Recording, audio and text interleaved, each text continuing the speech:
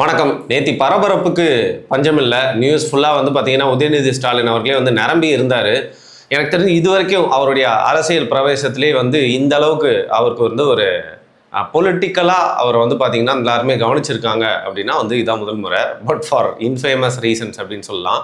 இதில் முக்கியமாக அவருடைய தந்தையுடைய வக்காலத்தில் இருந்து பார்க்கலாம். அவருடைய தந்தை வந்து பார்த்திங்கன்னா கைது செய்து தஞ்சாவூருக்கு கூப்பிட்டு போயிட்டு இருக்கும்போதே நேற்று நம்ம வந்து ஒரு காணொலி போட்டிருந்தோம். அதோட தொடர்ச்சி தான் இது அப்படின்னே வந்து வச்சுக்கலாம். அதுக்கப்புறம் அவர் தஞ்சாவூர் கூப்பிட்டு போனதுக்கப்புறம் என்ன நடந்துச்சு, அதுக்கப்புறம் வந்து திருச்சி விமான நிலையம், அப்புறம் சென்னைக்கு வந்தப்போ குடும்பத்தினருக்குள்ளே என்ன பேசிக்கிட்டாங்க, நம்ம பட்ஜெட் கூட்டத்தொடருக்கு சட்டமன்றத்துக்கு அவர் வந்தப்போ என்ன நடந்துச்சு, விஜயும் அவரும் பார்த்துக்கிட்டப்போ என்னெல்லாம் ஆச்சு அப்படிங்கிறத பற்றி முழுசாக அந்த காணொலியை பார்க்குறோம். முதல்ல எதுலேருந்து ஸ்டார்ட் பண்ணலாம் அப்படின்னா, முன்னாள் முதல்வர் முன்னாள் எம்எல்ஏ நம்ம ஸ்டாலின் அவர்கள் அவர் என்ன சொல்கிறாரு அப்படின்னு பார்த்தீங்கன்னா, அவரோட தியரி வந்து டிஃப்ரெண்ட்டாக இருக்குது. நம்மளுக்கே வந்து நம்பணும் போல இருக்குது. என்னன்னா கூட்டம் வந்து நடந்துட்டு இருக்கு. அதாவது இந்த சர்ச்சைக்குள்ளான அந்த டைலாக் இருக்கு இல்லையா, ஸ்பீச் இருக்கு இல்லையா, அதனால அந்த கூட்டம் நடந்துட்டு இருப்போ என்ன நடந்துச்சுன்னு சொல்லிட்டு அவருடைய அறிக்கையில் வந்து பார்த்தீங்கன்னா சூப்பராக படம் போட்டு வந்து விளக்கியிருக்காரு. என்னன்னா காவிரி நீர் பற்றி வந்து பேசிட்டே இருக்கும்போது விஜய் அவர்களுக்கு வந்து கவலையே இல்லை. அவரோட ஒரே கவலை வந்து திமுகவை பற்றி தான். எந்த எம்எல்ஏ வந்து தூக்கி உள்ளே வைக்கலாம், எந்த முன்னாள் அமைச்சர் தூக்கி உள்ளே வைக்கலாம் அப்படின்ற பற்றி தான் அப்படிங்கிற மாதிரி பேசிட்டே இருக்கும்போது வந்து பார்த்திங்கன்னா கீழே இருந்து ஒருத்தர் திரிஷா வீட்டுக்கு தண்ணி வரல, திரிஷா வீட்டுக்கு மட்டும் தண்ணி வரும் அப்படிங்கிற மாதிரி வந்து மாற்றி மாற்றி வந்து கத்திட்டு இருந்ததாகவும், அப்போது உதயநிதி ஸ்டாலின் வந்து நிறுத்தி ஆமாம் அவருக்கு வந்து அதை பற்றிலாம் கவலை இல்லை, அங்கே தண்ணி வருதா தான் இல்லையான்னு கவலை, அதாவது திரிஷா அவங்களோட வீட்டில் வந்து தண்ணி வருதா இல்லையான்னு தான் அவர் கவலைப்படுவார் அப்படின்னு சொல்லிட்டு கொஞ்ச நேரம் கழிச்சு வந்து பார்த்தீங்கன்னா வந்து நான் காவிரி பிரச்சனையை பற்றி பேசினேன் அப்படின்னு சொன்னதான் வந்து நம்ம பையன் வந்து சண்டை போட்டோன்னா அப்பாக்கள் பல பேர் வந்து பார்த்தீங்கன்னா பக்கத்து வீட்டில் போயிட்டு வந்து மொக்கையாக வக்காலத்து வாங்குவாங்கள்ல, அந்த மாதிரி வந்து அவரோட விளக்கத்தை கொடுத்துருக்காரு. பட் தியரட்டிக்கலி பார்த்தா அவர் சொல்கிற மாதிரி நடந்துருந்துச்சு அப்படின்னா வந்து உதயநிதி ஸ்டாலின் அவர்கள் வந்து அப்பாவி தான் அப்படிங்கிற மாதிரி வந்து மக்கள் பொருள் கொள்வாங்க அப்படின்னு சொல்லிட்டு உட்காந்து யோசிச்சிருப்பாங்க போல நைட்டு ஃபுல்லாக. அது கைது நடவடிக்கை நடந்தோன்னா ஓகே இப்படி ஒரு தியரியை வந்து கழட்டி விடலாம் அப்படின்னு சொல்லிட்டு. பட் அதை எத்தனை பேர் ஏற்றுக்கிட்டாங்க அப்படின்னு தெரியல. இன்னொரு பக்கம் அவர் தஞ்சாவூருக்கு கூட்டு போயிட்டு இருக்கும் போதே வந்து மிக்சட் ரியாக்ஷன்ஸ் என்ன ஆச்சு அப்படின்னா, அங்கே கும்பல் கூட்டினது மட்டும் இல்லாமல் அவருக்கு வந்து வழிநடுக வரவேற்பு கொடுத்து ஒவ்வொரு ஊர்லேயும் பார்த்தீங்கன்னா பல பேர் வந்து காஃபி கொடுக்குறாங்க, பல பேர் தண்ணி கொடுக்குறாங்க, பல பேர் வந்து கொடி ஆட்டுறாங்க. சில ஊர்களில் தாவேகாவினருக்கும் திமுகவினருக்கும் வந்து சண்டை மூலக்கூடிய ஒரு அபாயம் நிகழுது. ஒரு பக்கம் வந்து பார்த்தீங்கன்னா விஜய் அவர்களுடைய உருவ பொம்மை எரிக்கிறாங்க, இன்னொரு பக்கம் வந்து உதயநிதி ஸ்டாலினுடைய உருவ பொம்மை எரிக்கிறாங்க. ஒரு இடத்துல தாவேகாவுடைய கட்சியெல்லாம் வந்து பார்த்தீங்கன்னா கீழே போட்டு கொளுத்துறதுக்கான முயற்சி நடக்குது. இன்னொரு இடத்துல வந்து திமுகவினரை தாக்கிறதுக்காக தாவேகாவினர் போகிறாங்க, மாறி மாறி செருப்பெல்லாம் வந்து அடிச்சுக்கிறாங்க. மீன் வாயில் வந்து பார்த்தீங்கன்னா உதயநிதி ஸ்டாலின் தஞ்சாவூரை நோக்கி போயிட்டே இருக்காரு. ஆல்மோஸ்ட் ஒரு ஈவினிங் டைம் ஆயிடுச்சு. அங்கே போனோன்னு வந்து பார்த்திங்கன்னா வந்து ஒரு சின்ன ட்விஸ்ட்டு, இவங்க எந்த ஸ்டேஷனுக்கு போகலாம் அப்படின்ட்டு இருந்தாங்களோ வந்து அங்கேருந்து மாற்றி வேற ஒரு ஸ்டேஷனுக்கு கொண்டு போகிறதுக்காக வந்து பார்த்திங்கன்னா வண்டியை திருப்புறாங்க. ஏன்னா திமுகவினர் வந்து ரொம்ப கும்பல் கூடிட்டாங்க அப்படின்னு சொல்லிட்டு. அதற்கப்புறம் அவர் போன ஸ்டேஷன் நீங்கள் வந்து பார்த்துருப்பீங்க, அதை வந்து நேரலைனில் வந்து ஒளிபரப்பியிருந்தாங்க. அந்த காவல் நிலையத்துக்கு வெளில இருந்து கொஞ்சம் நேரம் அந்த வண்டியிலேருந்து இறங்க மாட்டேன், நீங்கள் வந்து நீதிமன்றத்தோட அறிவுறுத்தல்படி வந்து நடந்துக்கல, சட்டத்தை வந்து மீறுறீங்க, அதனால நான் இந்த வண்டியிலேருந்து இறங்க மாட்டேன் அப்படின்னு சொல்லிட்டு வந்து அவர் அங்கேயே வந்து அடம்பிடிச்சு உட்கார்றாரு. முன்னாள் அமைச்சர்கள் நேரு உட்பட எம்ஆர்கே பன்னீர்செல்வம் எல்லாருமே எவாவேலு எல்லாருமே போயிட்டு வந்து பார்த்தீங்கன்னா அவர்கிட்ட பேசுகிறாங்க. சில பேர் கன்வின்ஸ் பண்ண ட்ரை பண்ணுறாங்க. அப்புறம் வந்து இறங்க மாட்டேன் அப்படின்னு சொல்லிடுறாரு. இப்போது நான் என்ன ஆகுதுன்னு பார்த்தீங்கன்னா அந்த ஸ்டேஷன்லேயே வந்து நிறைய கூட்டம், ஆயிரக்கணக்கான திமுக தொண்டர்லாம் வந்து கூட ஆரம்பிச்சுறாங்க. கோஷங்கள் எழுப்பப்படுது, கொடியோடு வந்து எல்லாருமே வந்து வந்த வண்ணமாகவே இருக்காங்க. பக்கத்தூர்ல இருந்தும் தொண்டர்கள் எல்லாமே வந்து உடன்பிறப்புகள் அந்த இடத்துக்கு படையெடுக்க ஆரம்பிச்சிட்டாங்க. ஒரு பாயிண்ட் ஆஃப் டைமில் வந்து ஓகே விசாரணைக்கு ஒத்துழைக்கலாம் அப்படின்னு முடிவெடுத்த உதயநிதி ஸ்டாலின் என்ன பண்ணுறாரு அப்படின்னா, வேன்லேருந்து வந்து இறங்கி அவருக்காக காத்திருந்த அந்த கூட்டத்துக்கு வந்து கை காட்டிட்டு அதற்கப்புறம் வந்து உள்ள காவல் நிலையத்துக்குள்ள செல்றாரு. அங்கே என்ன பண்ணுறாங்க அப்படின்னு பார்த்தீங்கன்னா, எப்பவுமே பனிஷ்மெண்ட்னா என்னங்க, அந்த ஒரு தண்டனை வாங்கி கொடுத்து அந்த ப்ராசஸ் முடிஞ்ச ஒன்று கிடைக்குமே அதான் பனிஷ்மெண்ட்டா? இல்லை அந்த ப்ராசஸ் தான் பனிஷ்மெண்ட்டே அப்படிங்கிற மாதிரி வந்து பார்த்தீங்கன்னா அவரை வந்து அந்த தஞ்சாவூர் வரைக்கும் ரொம்ப நாளுக்கு அப்புறம் ஏசி இல்லாத வண்டியில் ஜன்னல் காற்று வாங்கிட்டே வந்து போயிருப்பாரு. அந்த வாய்ப்பு அவருக்கு ஏற்படுத்தி கொடுத்துருக்கோம் அப்படிங்கிற மாதிரி வந்து பார்த்தீங்கன்னா அந்த ப்ராசஸ் தஞ்சாவூர் வரைக்கும் வந்து சாலை மார்க்கமாகவே ஆல்மோஸ்ட் ஒரு 6 ஹவர் கிட்ட வந்து அழைச்சிட்டு போனது தான் வந்து பார்த்தீங்கன்னா அவருக்கு வந்து பனிஷ்மெண்ட்டு அப்படின்னு சொன்னாலும் உள்ள அவர் கூட இருந்த கட்சி சகாக்கள் வந்து அவர் கூட செல்ஃபிலாம் எடுத்து வந்து போட்டிருந்தாங்க. இதில் ஒரே ஒரு விஷயம் வந்து புரிஞ்சிக்கவே முடியல.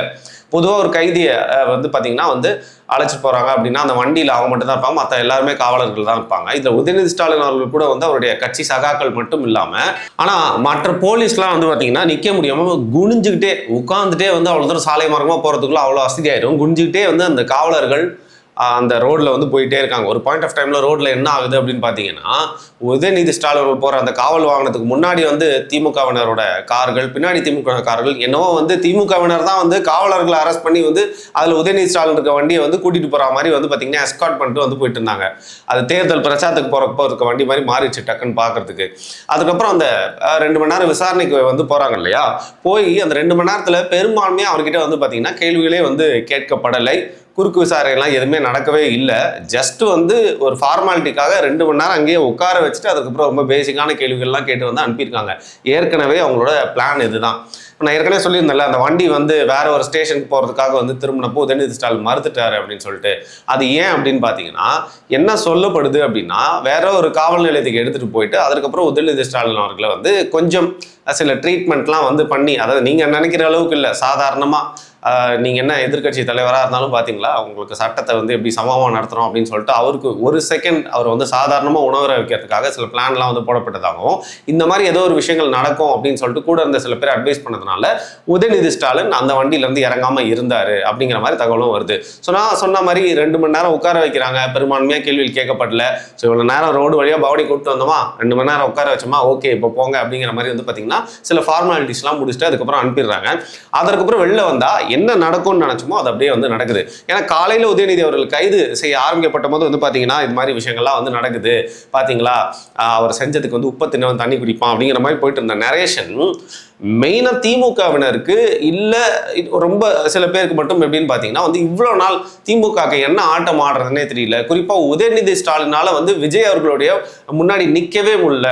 இமேஜ் கணக்கில் அந்த வந்து அந்த ஒரு ஃபேமஸாக இருக்கிறதுல, மக்களுடைய செல்வாக்கு, இந்த மாதிரி ஒரு அட்ராக்ஷன் பல விதங்களில் பார்த்தீங்கன்னா அவரால் என்ன பண்ணுறதுனே தெரியாமல் இருந்துச்சு. பட் அவருக்கு ஒரு ரிவைவல் மாதிரி, அவருக்கு வந்து ஒரு மாஸ் எலிவேஷன் என்ட்ரி மாதிரி வந்து பார்த்தீங்கன்னா இந்த ஒரு சம்பவம் வந்து அமைஞ்சிருச்சு அப்படிங்கிறதுக்கு மாதிரி சொல்லிட்டே இருந்தாங்க.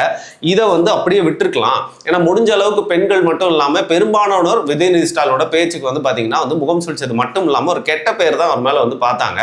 அதை அப்படியே விட்டுருந்தாலே அது தாவேக்காக்கு வந்து ஒரு சிம்பதியாக வந்து மாறி இருக்கும். ஆனால் கைது நடவடிக்கையின் மூலியமாக வந்து பார்த்தீங்கன்னா ஆரம்பிச்சப்போ வந்து ரொம்ப நல்லா இருந்தது. ஈவினிங் போக போக முழு அட்டென்ஷன், மீடியா அட்டென்ஷன் வந்து பார்த்தீங்கன்னா வந்து உதயநிதி ஸ்டாலின் கிடைச்சிச்சு. குறிப்பாக நீங்கள் பார்க்கலாம், விஜய் அவர்கள் பிரச்சாரம் ஆரம்பிச்ச காலகட்டத்தில் இருந்து முதல்வர் ஆன காலகட்டத்துக்கு அப்புறமாவும் தினம் தினம் செய்திகளில் முதல்வரின் அந்த ரியாக்ஷன், முதல்வர் செய்த இந்த செயல், எந்த செயலை செஞ்சிருப்பாருன்னு பார்த்தா அவர் சாதாரண ஏதோ செயல் செஞ்சிருப்பாரு, அதற்கு வந்து ஒரு நியூஸ் வந்து போட்டிருப்பாங்க, அதையும் வந்து லட்சக்கணக்கில் பார்த்துருப்பாங்க. அந்த அளவுக்கு முழு மீடியா அட்டென்ஷன் முதல்வர் மேலே இருந்துச்சு. ஆனால் நேத்தியும் முதல்வர் அவர்கள் நிறைய வேலைகள் அலுவல்கள்லாம் வந்து செஞ்சிருக்காரு, நிறைய விஷயங்கள் ஓப்பன் பண்ணி வச்சிருக்காரு, நிறைய பேர் வந்து மீட் பண்ணியிருக்காரு தலைமைச் செயலகத்தில். அதெல்லாம் வந்து செய்தியாக வந்துச்சே, வந்து செய்தியாக ஆனதா அப்படின்னு கேட்டால் ஆகவே இல்லை. முழுக்க அந்த சைடு அட்டென்ஷன் போயிடுச்சு.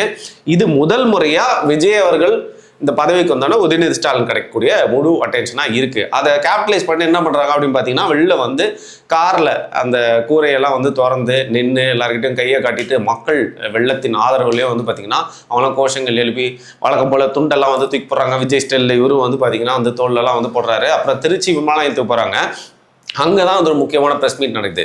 உங்களுக்கு தெரியும் திருச்சி விமான நிலையத்தில் என்ன ஆச்சு அப்படின்னு சொல்லிட்டு, கரூர் சம்பவத்துக்கு அப்புறமா வந்து இன்னைக்கு முதல்வராக இருக்க விஜய் அவர்களை பத்திரிகையாளர் கேள்வியெல்லாம் கேட்டோன்னா அவர் அவசரமாக அங்கிருந்து வந்து போயிட்டாரு. அந்த விஷயத்தை நினைவுக்கு வந்து பார்த்தீங்கன்னா ஓடுகாலி முதலமைச்சர் இருக்காரு அப்படின்னு சொல்றது மட்டும் இல்லாமல், எனக்கு மனைவி இருக்காங்க, எனக்கு மகன் இருக்காங்க, எனக்கு வந்து மகள் இருக்காள், தங்கச்சி இருக்காங்க, எனக்கு பெரிய ஒரு குடும்பம் இருக்குது, நாங்கள் வந்து போவோம் அப்படின்னு சொல்லிட்டு உங்களுக்கு தெரியும். அவர் ஏன் இதெல்லாம் மீன் பண்ணி அழுத்தி சொல்கிறாருன்னு சொல்லிட்டு இந்த மாதிரி சர்க்காஸ்டிக்காக முதல்வர் விஜய் அவர்களை விமர்சனம் பண்ணுற மாதிரி வந்து பார்த்தீங்கன்னா, கோழை அரசாங்கம் இதே இடத்துல தானே பயந்து ஓடினாரு, நான் பாருங்க அப்படிலாம் இல்லை, திமுக அந்த மாதிரி வந்து பயப்பட மாட்டாங்க அப்படின்னு சொல்லிட்டு அவங்க தந்தை அளவுக்கு இல்லைனாலும் லைட்டாக கொஞ்சம் திக்கி கொஞ்சம் பேசிட்டு வந்து பார்த்தீங்கன்னா வந்து சென்னை வந்தடைகிறாரு.